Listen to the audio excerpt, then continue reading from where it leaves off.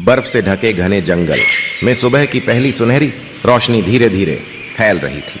ठंडी हवा पेड़ों की शाखाओं से टकराकर एक अजीब सी खामोशी पैदा कर रही थी।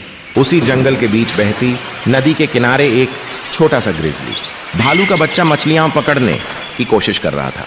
वह कभी अपने पंजे से पानी को छूता तो कभी उछलती मछली देखकर खुश हो जाता। पानी की छप छप की आवाज उसे इतनी अच्छी लग रही थी कि उसे आसपास की दुनिया का कोई होश नहीं था।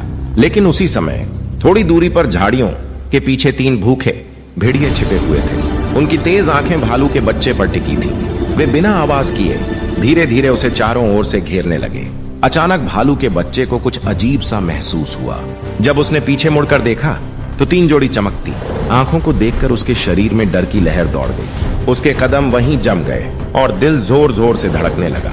तभी अचानक पेड़ की एक मोटी शाखा से बर्फ झड़ती हुई नीचे गिरी और उसी के साथ एक तेज छलांग लगी। पहाड़ी शेर का बच्चा हवा में उछलता हुआ सीधे भालू के बच्चे के सामने आकर खड़ा हो गया। उसका शरीर भले ही छोटा था, लेकिन उसकी आंखों में अजीब सी निडर चमक थी।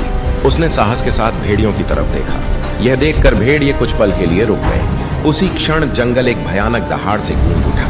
भारी कदमों के साथ ग्रिजली भालू की विशाल मां वहां पहुंच चुकी थी।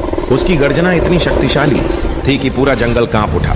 भेड़ियों का साहस टूट गया और वे डर के मारे भाग खड़े हुए। ग्रिजली मां ने तुरंत अपने बच्चे को छाती से लगा लिया। फिर उसने पहाड़ी शेर के बच्चे की ओर देखा और प्यार भरी नजर से उसका धन्यवाद किया। उस ठंडे जंगल में उस दिन डर की जगह भरोसा और गर्व ने ले ली।